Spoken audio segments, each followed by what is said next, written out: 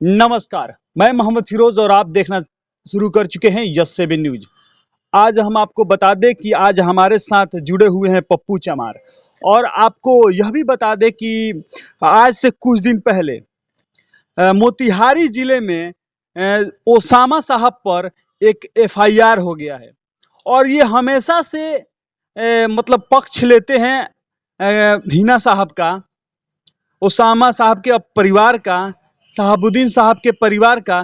तो हम इनसे पूछते हैं कि जो ये केस हुआ है कहाँ तक सही है, कहाँ तक सच्चाई है, इसी के बारे में जानते हैं। सबसे पहले स्वागत है आपको हमारे चैनल में। मेरे तरफ से भी आपको स्वागत है और साधुवाद है कि आपका जो चैनल दिन प्रतिदिन आगे उन्नति हो, यही मेरी शुभकामना रहेगी। देखिए, कहीं कहीं जब ओसामा साहब के पास ओसामा साहब को एफआईआर होता है, मैं पूछना चाहता हूँ कि वहाँ जो एफआईआर होता है वो कॉपी है, उसमें दिखाता है कि वो जाके कहते हैं कार्बाइन दिखाते हैं और ये कहते हैं कि हम शहाबुद्दीन साहब के बेटे हैं ओसामा साहब। तो मैं पूछना चाहता हूँ, कोई व्यक्ति या धमकी देने जाएगा या कार्बाइन दिखाएगा तो क्या आपको बताएगा कि मैं क्या बोलते हैं शहाबुद्दीन साहब के बेटे हैं, मैं आया हूँ आपको गोली मारने के लिए, कार्बाइन है? आपको कोई गोली मारने वाला आपको डरवाएगा? आके गोली मार देगा। रहा सवाल, सारे एविडेंस मिल रहे हैं कि उस समय वो दिल्ली रहते हैं। कहीं ना कहीं हाँ, ये आया था भी मतलब मीडिया में कि वो दिल्ली थे उस वक्त और उन पे एफआईआर हो जाता है। तो ये कहाँ तक, किस तरह से? देखिए, कहीं ना कहीं वो लोग सोच रहे हैं, उनके जो रिलेटिव हैं, उनके जो बहनोई के पटीदार लोग हैं, उनको लग रहा है कि कहीं ओसामा साहब को फंसाएंगे तो हमारे दबाव से हमारी मनमानी चल जाएगी, या हम उनके जमीन दखली कर लेंगे, या हम हमारी हिस्सेदारी मिल जाएगी। तो वो इनकी ये सीवान में है और बहनौरा वहाँ है, मोतिहारी है। तो बहनौरा में मतलब ये इनको किस तरह, मतलब क्या कोई पॉलिटिकल दबाव? ना देखिए, कहीं कहा कि सच्चाई छुप नहीं सकती है बनावट के असूलों से, खुशबू आ नहीं सकती है कागज के फूलों से। और कहा कि जब कब तक छिपे रहेंगे इस पत्ते की यार में, एक दिन तो बिक जाना है खुले बाजार में। सच्चाई को कब तक छुपा कर रखेंगे? थोड़ी देर के लिए ना। हाँ, सच्चाई छुप सकती है जब आपस में मेल हो, और खुशबू आ सकती है जब कागज में तेल हो। मैं कहना चाहता हूँ कि जब आप कह रहे हैं, वो स्टेटमेंट दे रहे हैं, एफआईआर में ये मेंशन होता है कि आप वो आते हैं और कार्बाइन दिखाते हैं और कहते हैं कि मैं ओसामा साहब शहाबुद्दीन साहब के पुत्र हूँ, इस तरह के बात बोलते हैं। तो कहीं ना कहीं इससे प्रूव होता है, कहा कि कहीं ना कहीं प्रूव होता है। देखिए, लॉ लॉजिक से चलता है, ऐसे नहीं कि हम जो कह देंगे वही होगा। उस पर इसीलिए बहस होता है, वकालत होता है कि आखिर कहाँ तक सही है। मैं ये कहना चाहता हूँ, अभी हम पूछ रहे हैं एक बार कि यहाँ मान लीजिए मोतिहारी, कहाँ मोतिहारी और कहाँ दिल्ली?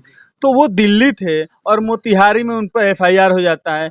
इस पे आप रोशनी डाले, कहाँ मतलब कहाँ तक सही? कहीं ना कहीं या तो प्रशासनिक कहीं दबाव में आया होगा तब इस तरह काम किया। देखिए, कहीं ना कहीं मुझे प्रशासन दबाव जी प्रशासन दबाव में, राजनीतिक दबाव होगा। मैं जानना चाहूँ, देखिए, कभी भी लड़ाई मुझे प्रशासन से नहीं, शासन से, ऐसे सत्ता में बैठे वाले लोग से ही गाइड होता है। कोई भी प्रशासनिक एसपी, डीएम, डीआईजी, आईजी जो भी लोग हों, वो कहीं ना कहीं दबाव प्रशासन पर, शासन का दबाव रहता है, इसलिए कहीं गलती कर दिया जाता है। हालांकि उसके गलती करने का मानसिकता नहीं है, प्रशासन नहीं चाहती है किसी के साथ अन्याय हो, लेकिन कहीं राजनीतिक दबाव के कारण ऐसा कर देता है, तो कर देती है। तो मैं ये कहना चाहता हूँ कि जब कोई व्यक्ति जिनकी पॉपुलरिटी इंटरनेशनल में है, वही शहाबुद्दीन साहब जाते हैं उम्रा नमाज पढ़ने के लिए, तो विदेशों में एयरपोर्ट पर 500 गाड़ी स्वागत करने के लिए आती है। वो पहचान के लिए मुमताज नहीं है, तो 500 गाड़ी आती है स्वागत करने के लिए। मैं पूछना चाहता हूँ, व्यक्ति, चलिए मान लेते हैं, सपोज दैट, मान लेते हैं वो गए थे, तो कोई व्यक्ति कार्बाइन निकालेगा गोली मारने के लिए, तो गोली मार, पहले पर्चे देगा तब गोली मारेगा और तब कार्बाइन निकालेगा। कहीं ना कहीं ये बोला है कि पर्चे वहां दिए हैं। वो स्टेटमेंट दिखा रहा है पेपर में, एफआईआर में दिखा रहा है कि वो कार्बाइन निकालते हैं, कहते हैं कि मैं शहाबुद्दीन के पुत्र हूँ, ओसामा साहब तुमको गोली मार देंगे, और उन्होंने ईंट पत्थर चला कर जो भी उन्होंने दिया है स्टेटमेंट। तो कहीं ना कहीं इससे प्रूव होता है कि कहीं ना कहीं सरकार की मानसिकता थी, या पुलिस प्रशासन कहीं ना कहीं दबाव में आकर इस तरह का काम कर रही है। तो मैं मैं ये कहना चाहता हूँ कि इस पर क्या बोलते हैं, जांच हो, अविलंब जांच हो, कमेटी गठित कर दिए, सच्चाई की सच्चाई आ जाएगा, दूध के दूध पानी के पानी आ जाए। कहीं ना कहीं किसी भी व्यक्ति, इसी तरह आप देखे होंगे कि रोशन हत्याकांड में भी नाम आया था लेकिन बरी कर दिया गया। तो कहीं ना कहीं मैं ये कहना चाहता हूँ किसी की तो बार बार विचारों पर उन पे एफआईआर हो रहा है, ये मतलब कि किस तरह से जब उनका ना कोई स्टेटमेंट आता है कि मैं राजनीतिक में हूँ, ना कोई स्टेटमेंट आता है कि मैं इनके परिवार से हूँ, कुछ भी मतलब उनका स्टेटमेंट नहीं आता है ओसामा साहब का। और ओसामा साहब पर बार बार एफआईआर हो रहा है, बार बार उनको निशाना साधा जाता है, ये क्यों किया जा रहा है? नहीं, देखिए कहीं ना कहीं वो भारी पड़ रहे हैं, ठीक है। देखिए कहीं ना, अगर आपकी कोई शिकायत करने लगा तो समझिए कि आपकी पॉपुलैरिटी बढ़ रही है।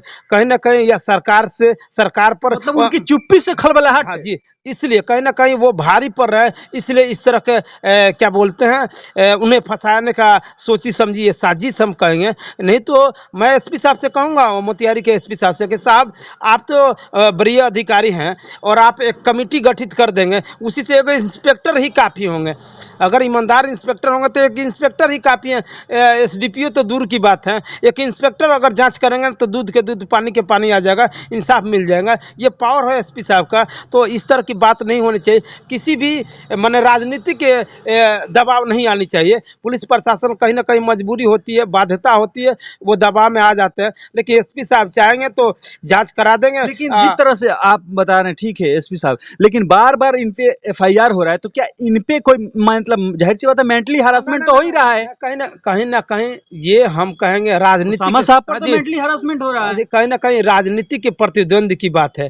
कहीं ना कहीं ये सोच रहे हैं कि ये इनकी पॉपुलैरिटी बढ़ रही है, इसलिए इस तरह का काम किया जा रहा है। इसमें कुछ है नहीं, कहीं ना कहीं पॉपुलैरिटी मतलब बढ़ इनके रही चुप्पी से डर है, चुप्पी से डर इनके है। चुप्पी से डर है ओसामा की। कहीं ना कहीं ये राजनीतिक हम दबाव कहेंगे। इसमें हम प्रशासन की भूमिका को नहीं कहेंगे कि प्रशासन इसमें गलत कर रही है। कहीं ना कहीं मैं कहूँगा शासन पर बैठे वाले लोगों को कहीं ना कहीं इशारे से तो इस ये तरह काम हो कैसी रहा है। प्रशासन है कि राजनीतिक दबाव आ जा रहा ना है? ना, देखिए मजबूरी होता है, कहा कि कुछ मजबूरियां नहीं होगी, कोई यूं ही बेवफा नहीं होता है। देखिए कहीं ना कहीं कहा है कि कलेक्टर और कर्मचारी के गर्दन पर तलवार लटका रहता है, जब चाहिए उसे हलाल कर दीजिए। जिस तरह मुर्गे को हलाल कर दिया, उस तरह कलेक्टर कर्मचारी के जब मन करे कमेटी कर, देखिए गलती काम करने वाला कहीं ना कहीं एक गलती हो जाता है, चूक हो जाती है, तो उसी पर सरकार चाहेगी तो लपेट देगी। आपको शायद जानकारी नहीं है, 450 आय से अधिक मामले में इस अनुसूचित जाति के लोग आय से अधिक मामले फंसे हुए हैं और उन पर केस चल रहा है, वो सस्पेंड है, बर्खास्त है। तो ये कहीं ना कहीं सरकार की इसमें हम विफलता कहेंगे, या सरकार की जो मानसा है, सरकार की जो नीयत है, नीति है, ये सुधार करनी चाहिए कि जो इस तरह के काम हो रहे हैं, निर्दोष लोग कर्मचारी हों, अधिकारी हों, या कोई भी व्यक्ति हो, पक्ष हो या विपक्ष हो, ऐसे नहीं होने चाहिए। हम यही सरकार से आग्रह करेंगे कि इंसाफ सबको मिलना चाहिए। लोकतंत्र है, संविधान सबके लिए है, कानून सबके लिए है, देश सबके लिए है, राष्ट्र सबके लिए है। तो सबको सम्मान मिलना चाहिए, सबको अधिकार मिलना चाहिए, इक्वालिटी की बात होना चाहिए। मुझे न्याय भी मिले तो समानता की बात होनी चाहिए, उसमें इक्वालिटी के बू आनी चाहिए। किसी के सरकार हो, हम हो, दुनिया हो, या किसी के सरकार हो, ऐसा नहीं करना चाहिए। द्वेष में आकर किसी को फंसाना या उससे जेल भेजना, ये कहीं ना कहीं मैं इसका विरोध करता हूँ, मैं पुरजोर विरोध करता हूँ कि ऐसा नहीं होना चाहिए। मेरा दुश्मन भी हो तो उसके साथ कोई गलत होगा, मैं एक दीवार के रूप में, एक ढाल के रूप में मैं खड़ा रहूँगा। इसलिए हम ये चाहते हैं आपके मीडिया के माध्यम से, आपके चैनल के माध्यम से, कि ताकि ये समाज में जो बुराइयां हो, एसपी साहब इस पर अविलंब कमेटी गठित कर दूध के दूध पानी के पानी इंसाफ देने के काम करेंगे। हम यही एसपी साहब से आग्रह करेंगे।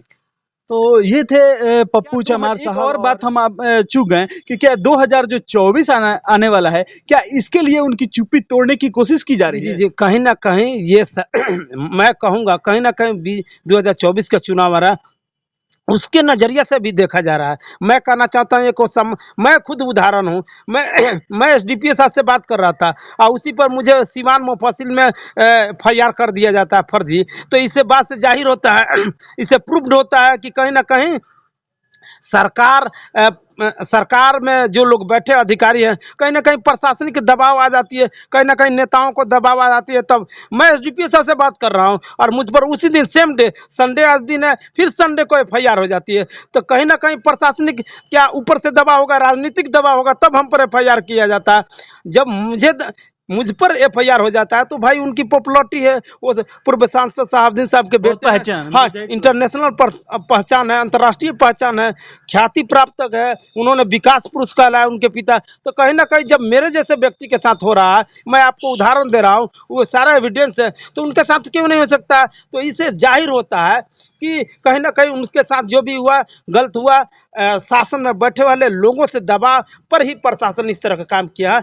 तो मैं फिर एक बार आग्रह करूंगा एसपी साहब से कि साहब एक कमेटी गठित कर दीजिए और इंसाफ दिलाने के काम करें। कोई भी व्यक्ति हो, किसी समाज को हो, किसी दल का हो, मैं उसके पक्षधर हूँ और उसके साथ अन्याय होता है। अच्छा, बार बार जो मेंटली हरास किया जा रहा है उनको, इस पे आपका क्या कहना है? नहीं नहीं, देखिए राजनीति में ये होता रहता है, ऐसा कोई बात नहीं है। आप जब आपकी पॉपुलरिटी बढ़ेगा तो कहीं ना कहीं आपको प्रताड़ित किया जाएगा, परेशान किया जाएगा, जेल में डाला जाएगा। आप इतिहास उठा के देखेंगे, कहा कि हाथों में हथकड़िया पैरों में बेरिया, नहीं है कोई मजबूरिया। हाथों में हथकड़िया पैरों में बेरिया डालने से मजबूरी नहीं, ये जरूर होता है। जिस तरह के बहू की शोभा उन चूड़ियों से शोभा देती है, उस तरह मर्द के शोभा उन हथकड़ियों और बेरियों से शोभा देता है। वो समाज में दिखाता है कि मैंने इंसाफ दिलाने का काम किया, इसलिए मेरे हाथों में हथकड़िया और पैरों में बेरिया डाल लिया गया है। ये इतिहास उठा कर दे दिए उधम सिंह को, चंद्रशेखर आजाद को, बटुकेश्वर दत्त को, ये होता रहता है। तो इसे नहीं घबराने की जरूरत है।